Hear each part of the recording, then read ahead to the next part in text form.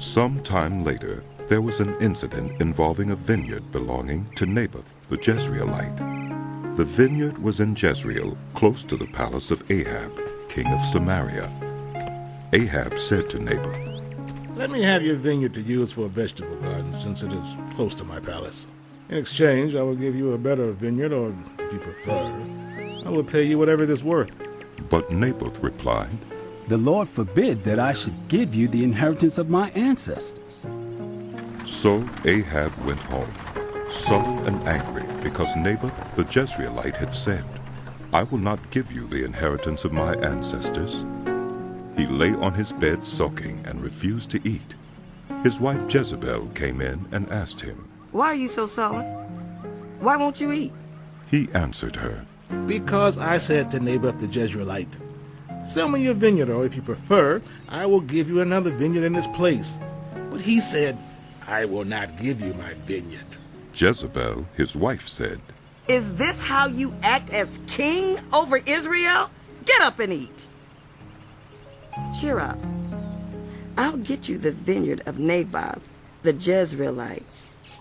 So she wrote letters in Ahab's name, placed his seal on them, and sent them to the elders and nobles who lived in Naboth's city with him. In those letters she wrote, "Proclaim a day of fasting and seat Naboth in a prominent place among the people, but seat 2 scoundrels opposite him, and have them bring charges that he has cursed both God and the king. Then take him out and stone him to death." So the elders and nobles who lived in Naboth's city did as Jezebel directed in the letters she had written to them. They proclaimed a fast and seated Naboth in a prominent place among the people. Then 2 scoundrels came and sat opposite him, and brought charges against Naboth before the people, saying, "Naboth has cursed both God and the king." So they took him outside the city and stoned him to death. Then they sent word to Jezebel. "Naboth has been stoned to death." As soon as Jezebel heard that Naboth had been stoned to death, she said to Ahab, "Get up and take possession of the vineyard of Naboth the Jezreelite that he refused to sell you. He is no longer alive, but dead." When Ahab heard that Naboth was dead, he got up and went down to take possession of Naboth's vineyard. Then the word of the Lord came to Elijah the Tishbite. "Go down to meet Ahab, king of Israel, who rules in Samaria.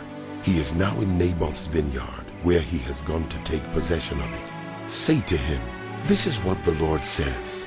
Have you not murdered a man and seized his property?' Then say to him, 'This is what the Lord says. In the place where dogs licked up Naboth's blood, dogs will lick up your blood. Yes, yours.'"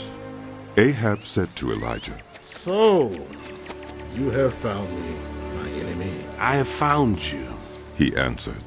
because you have sold yourself to do evil in the eyes of the Lord. He says, I am going to bring disaster on you.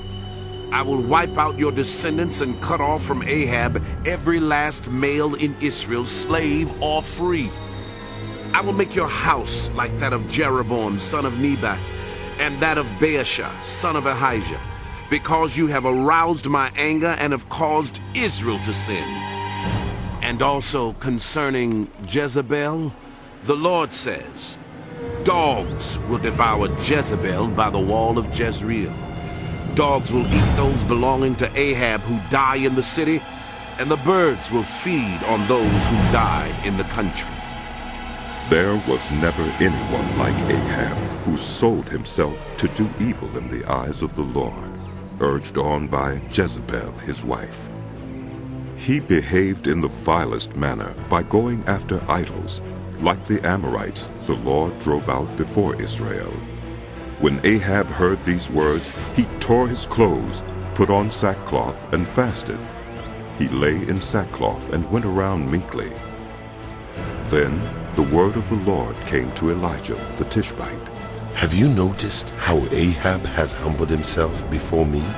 Because he has humbled himself, I will not bring this disaster in his day, but I will bring it on his house in the days of